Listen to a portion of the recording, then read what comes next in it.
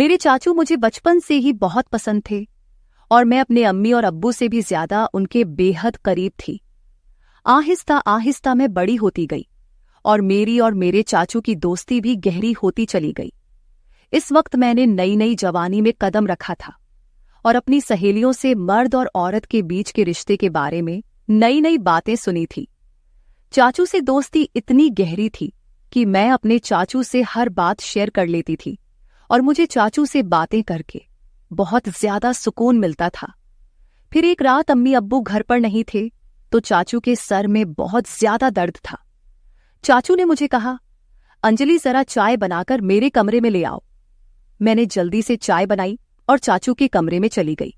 चाचू ने चाय साइड टेबल पर रखने को कहा। मैं चाय टेबल पर रखकर वापस जाने लगी थी कि चाचू ने मुझे पकड़ लिया और कहने लगे कि आज घर पर कोई भी नहीं है, तुम्हें अपने कमरे में डर लगेगा, इसलिए आज मेरे पास ही लेट जाओ। मैं तुम्हें एक वीडियो दिखाता हूं। चाचू ने मुझे अपने बिस्तर पर लेटने को कहा। मैं चाचू के बिस्तर पर लेट गई। चाचू मुझे वीडियो दिखाने लगे। उस वीडियो को देखकर मेरी आंखें हैरत से फटी की फटी रह गई और फिर चाचू मुझे बोले, चलो हम दोनों भी मिलकर ऐसे ही। हेलो दोस्तों, स्वागत है आप सभी का हमारी एक और रोमांचक कहानी में। उम्मीद करती हूं कि आपको यह कहानी बेहद पसंद आएगी। मेरा नाम अंजलि है और मेरी उम्र 15 साल है। अभी मैंने 9th क्लास पास की है।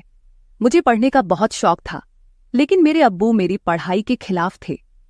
मैंने अम्मी और चाचू से कहा कि मैं आगे पढ़ना चाहती हूं, तो आप दोनों प्लीज मेरी मदद करो और मेरे अब्बू को राजी करो।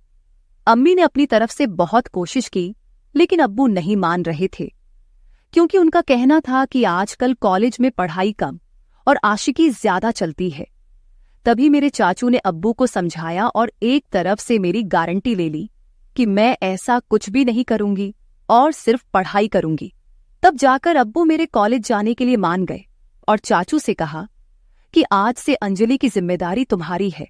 अगर उसने कुछ उल्टा सीधा काम किया जिससे इस घर और खानदान पर कोई दाग लगा, तो अंजलि के साथ साथ तुम्हारी भी खैर नहीं है। चाचू ने अब्बू से कहा कि भाईजान, आप फिक्र ना करें, मैं अंजलि की हर हरकत पर नजर रख लूंगा। मुझे इस वक्त पता नहीं था कि चाचू के दिल में क्या है और वह मेरी इतनी हिमायत क्यों कर रहे हैं। लेकिन मजे की बात तो यह हुई कि मैंने कभी सोचा ही नहीं था कि मेरी चाचू के साथ दोस्ती इतनी आगे तक चली जाएगी। फिर कुछ ही दिनों में चाचू ने मेरे साथ जाकर मेरे कॉलेज में दाखिला करवा दिया। पहले पहले तो मैं खूब दिल लगाकर पढ़ाई करने लगी और कॉलेज में किसी के साथ ज्यादा फ्री नहीं होती थी। जो भी कॉलेज में होता वह रात को मैं चाचू को घर आकर बता देती। चाचू भी मेरे साथ बहुत ज्यादा फ्री होने लगे थे और मुझे लगता कि वह मुझे बहुत अजीब नजरों से देखते हैं, क्योंकि मेरी चाची गांव में रहती थी और चाचू नौकरी के सिलसिले में हमारे घर पर ही रहते थे। फिर कॉलेज में मेरी दोस्ती एक लड़की से हो गई, जिसके साथ दोस्ती करने के बाद मेरी जिंदगी बदलने लगी, क्योंकि उस सहेली ने मुझे बताया कि उसकी मंगनी हो चुकी है। उसने मुझे एक दिन अपने मंगेतर से मिलवाया भी था। मेरी सहेली ने मुझे बताया कि हमारी अब शादी तय हो चुकी है, इसलिए हम दोनों अपने रिश्ते में पूरी तरह से खुल चुके हैं।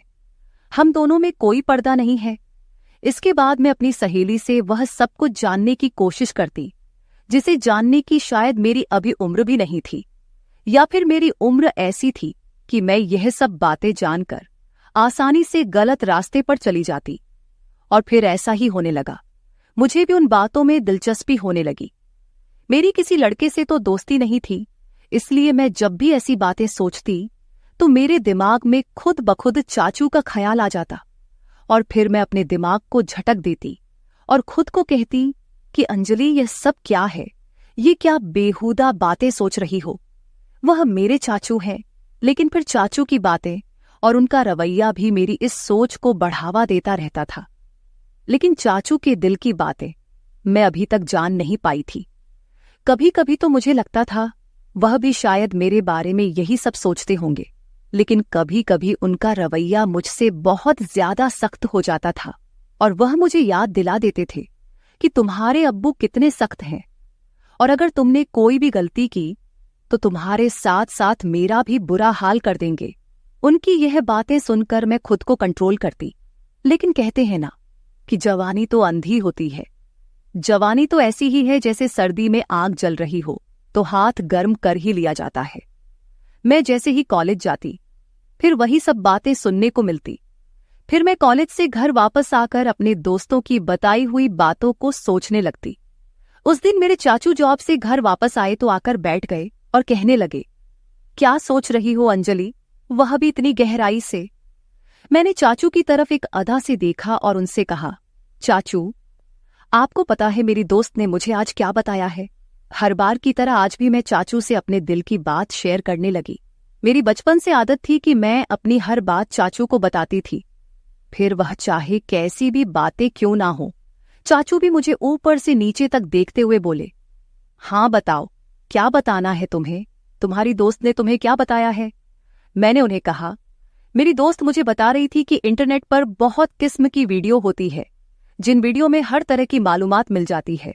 तो मैं ये कह रही थी कि आपके पास भी तो मोबाइल है और साथ में नेट का पैकेज भी लगा हुआ है, आपने भी वो वीडियो देखी होंगी, तो क्यों ना हम दोनों मिलकर वीडियो देखें और एंजॉय करें। मैंने यह बात अपना चेहरा चाचू के नजदीक लाकर सरगोशी वाले अंदाज में कहा। वह फटी फटी आंखों से मेरी तरफ देखने लगे। मुझे लगा जैसे वह मुझे अच्छी तरह से डांट लगाएंगे, लेकिन फिर अचानक उन्होंने मुझे बड़े गौर से देखा और फिर शायद दिल ही दिल में कुछ फैसला किया और फिर वह मुस्कुरा पड़े और मुझे सरगोशी वाले अंदाज में कहने लगे, देखो अंजलि, ऐसी बातें अपने अब्बू के सामने मत करना, वरना तुम्हारा बाप तुम्हारा तो बुरा हाल करेगा ही, मगर साथ में मुझे भी घर से निकाल देगा, क्योंकि मैंने तुम्हारी जिम्मेदारी ली हुई है और फिर मेरे लिए रहने का प्रॉब्लम हो जाएगा। बाकी रही वीडियो देखने की बात, तो तुम रात के वक्त मेरे कमरे में आ जाना, मैं तुम्हें हर किस्म की वीडियो दिखा दूंगा।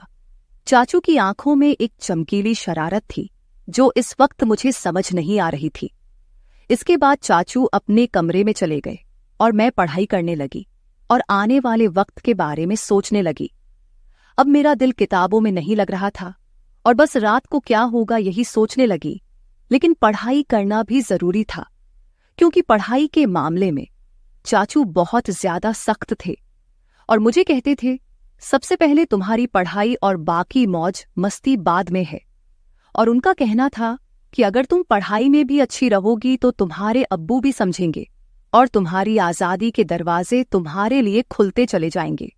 उनकी यह बात मुझे भी बिल्कुल ठीक लगती थी, इसलिए मैंने अपने दिल से सारी बातें निकाली और मन लगाकर अपना कॉलेज का काम करने लगी और जल्दी जल्दी सारा काम खत्म कर दिया। जैसे जैसे रात करीब आ रही थी, मेरे दिल में भी हलचल हो रही थी। फिर जब मैं सारे कामों से फारिग हुई तो रात को आराम से मैं चाचू के कमरे में चली गई। मैं जब कमरे में गई तो चाचू लड़कियों की मैगजीन देख रहे थे। मुझे देखते ही वह मुस्कुराने लगे और उन्होंने वह मैगजीन छुपा दी। सर्दियों का मौसम चल रहा था और दिन ब दिन सर्दी बढ़ती जा रही थी। आज रात तो सर्दी बहुत ज्यादा थी, इसीलिए मैं जाते ही चाचू के बिस्तर में घुसकर चाचू के पास चिपक कर बैठ गई और उनसे कहा, अब मुझे जल्दी से वह वीडियो दिखा दो, नहीं तो फिर अब्बू के आने का टाइम हो जाएगा। फिर चाचू भी बिना टाइम वेस्ट किए मुझे वीडियो दिखाने लगे। वीडियो देखते ही मेरे अंदर से मुझे कुछ बदलाव महसूस होने लगे, लेकिन इत्तेफाक से हमने अभी चंद वीडियो ही देखी थी कि अब्बू हमारे कमरे में आ गए।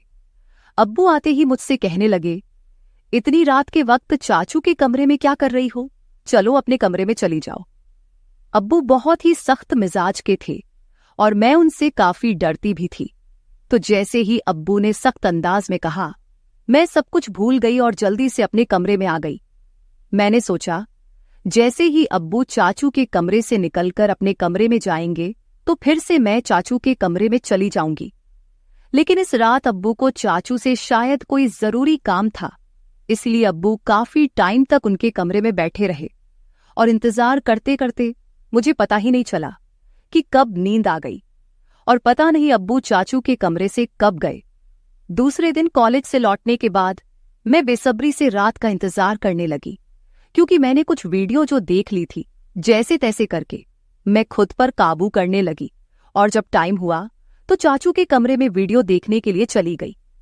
मगर चाचू ने कहा, अभी मैं अपने ऑफिस का काम निपटा रहा हूं, ऐसा करो तुम थोड़ी देर बाद मेरे कमरे में आ जाना, मैं तुमको वीडियो दिखा दूंगा।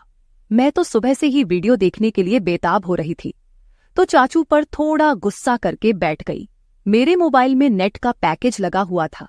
तभी मेरे मोबाइल पर किसी नए नंबर से मैसेज आया। उसकी भेजी हुई तस्वीर देखकर मेरी आंखें फटी की फटी रह गई। मैं अभी तक उस तस्वीर को देख ही रही थी कि उस आदमी के मैसेज आने लगे। वह काफी रोमांटिक अंदाज में चैट कर रहा था।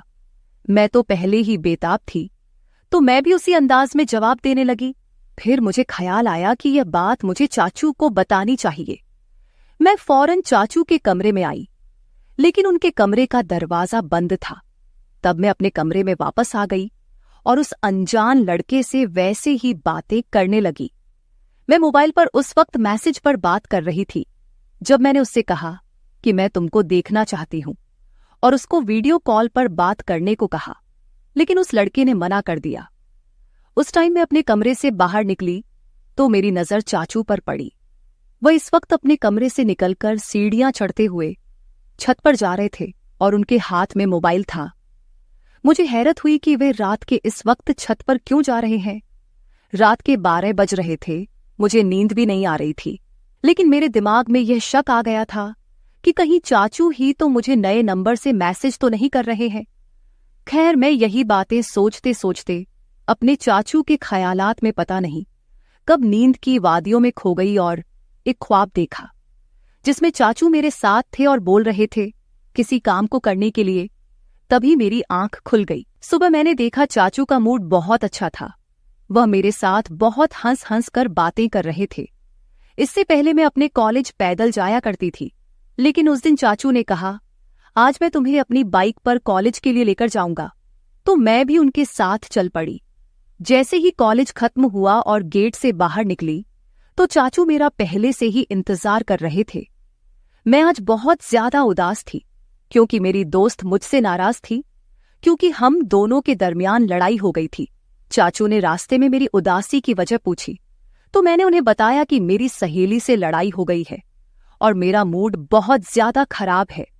तो चाचू ने कहा, चलो तुम्हारा मूड ठीक करता हूं, और चाचू ने बाइक एक बिरयानी की शॉप पर रोक दी। उन्हें पता था कि मुझे बिरयानी बहुत पसंद है। फिर हम दोनों ने वहां बैठकर बिरयानी खाई और कोल्ड ड्रिंक भी पी। चाचू वहां भी मुझसे हंसी मजाक कर रहे थे। इसके बाद मैं चाचू के साथ घर वापस आ गई। उस दिन अम्मी अब्बू घर पर मौजूद नहीं थे, शायद किसी रिश्तेदार की शादी में गए हुए थे। तो चाचू मुझसे पूछने लगे कि तुमने मुझसे दोबारा से वह वीडियो देखने को क्यों नहीं कहा।